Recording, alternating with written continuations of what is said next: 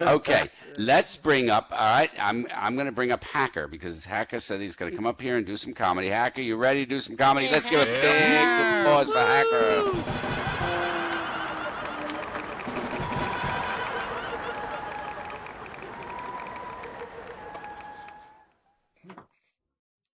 All right, before we get to the jokes, I just want to explain something. I've got a lot of questions over the years from the first name of Hacker, and I want just to tell you, I'm not a computer hacker. Good to know. It's actually a call sign from an old spaceflight simulator game back in the days of 286 and 386 machines, if anybody remembers those. Oh, I remember those. Yeah, I know those. It was described as my combat style whenever I flew. I tended to hack through anything rather than show any finesse, and the handle stuck. However, over the years here in Second Life, I've been contacted more than once by people thinking that I'm a computer hacker. I've had people ask me, could you hack this person's account? Can you go delete their inventory? I even had one group ask me if I could hack the Linden mainframe and steal 1 million Lindens for them. I had to patiently explain to them, no, I'm not that kind of hacker. But I mean, come on.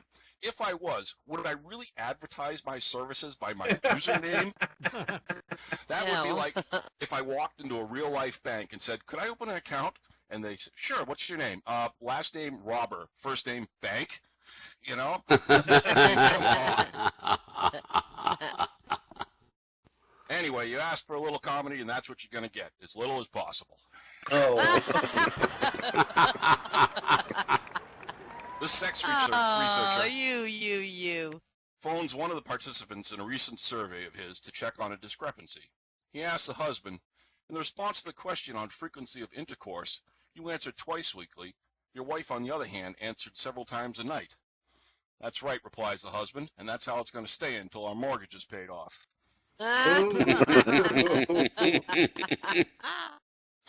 man in a retirement home was walking around with his zipper down holding his penis. The young nurse says, why are you doing that? He replies, it died today. Oh, that's terrible, the nurse replied. The next day, the same man has his penis hanging outside of his pants again. The nurse says, I thought it died yesterday. The man replied, it did. Today's the viewing.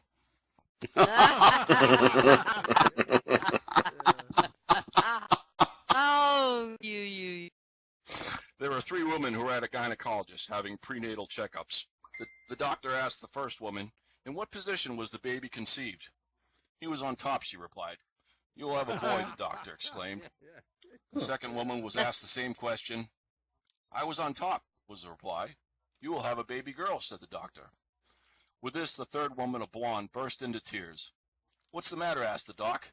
She replied, am I going to have puppies?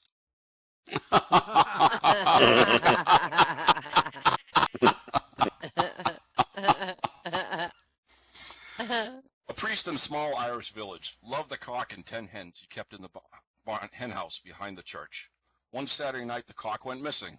The priest knew that cockfights happened in the village, so he started to question his parishioners in church the next morning. During Mass, he asked the congregation, has anybody got a cock? All the men stood up.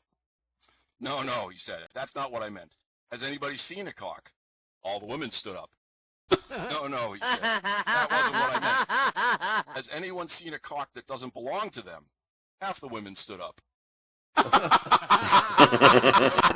he said, that wasn't what I meant. Has anybody seen my cock? All the nuns, 3 altar boys, 2 priests, and a goat stood up.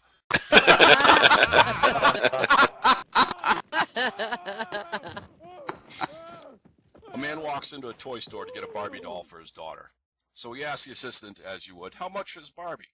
Well, she says, we have Barbie goes to the gym for $19.95, Barbie goes to the ball for $19.95, Barbie goes shopping for $19.95, Barbie goes night clubbing for $19.95, and divorced Barbie for $265. Hey, hang on, the guy asks, why is divorced Barbie $265 when all the others only $19.95? He replied, yeah, well, it's like this. Divorced Barbie comes with Ken's house, Ken's car, Ken's boat, Ken's furniture.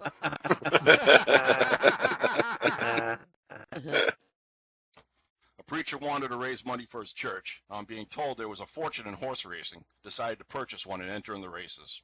However, at the local auction, the going price for horses was so high, he ended up buying a donkey instead. He figured that since he had it, he might as well go ahead and enter it in the races. To his surprise, the donkey came in third. The next day, the local paper carried this headline, "Preacher's Ass Shows." The preacher was so pleased with the donkey, he entered in the race again, and this time it won. Paper read, "Preacher's Ass Out in Front." The local bishop was so upset with this kind of publicity that he ordered the preacher not to enter the donkey in another race. Next day's paper headline read, "Bishop Scratches Preacher's Ass."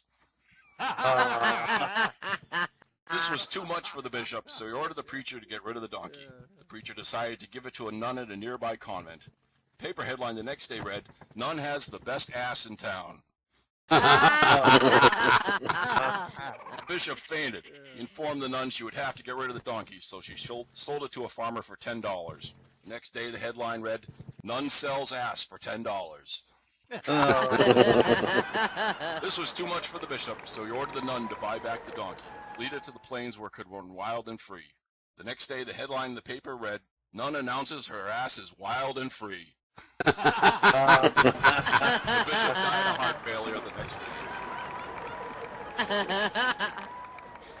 Man is out shopping and discovers a new brand of Olympic condoms. Clearly impressed, he buys a pack. Upon getting home, he announces to his wife the purchase he just made. "Olympic condoms," she blurts. "What makes them so special?" "There are 3 colors," he replies, "gold, silver, and bronze." "What color are you going to wear tonight?" she asked. "Gold, of course," says the man proudly. The wife responded wryly, "Why don't you wear silver? It would be nice if you came second for a change." Let's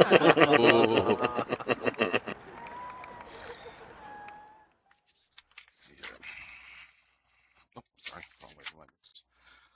Guy walks into a bar, sees a sign that reads, "Cheese sandwich $1.50, chicken sandwich $2.50, hand job $10.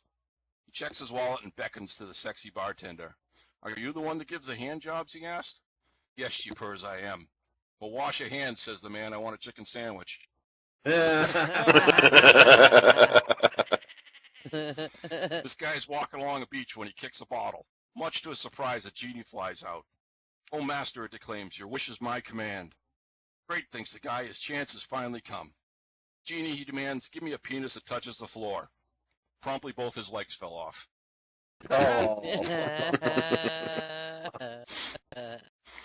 As an airplane is about to crash, a female passenger jumps up frantically and announces, "If I'm going to die, I want to die feeling like a woman." She removes all her clothing and asks, "Is there someone on this plane who is man enough to make me feel like a woman?" A man stands up, unbuttons his shirt, revealing a well-muscled torso, slowly removes his shirt and says, "Here, iron this."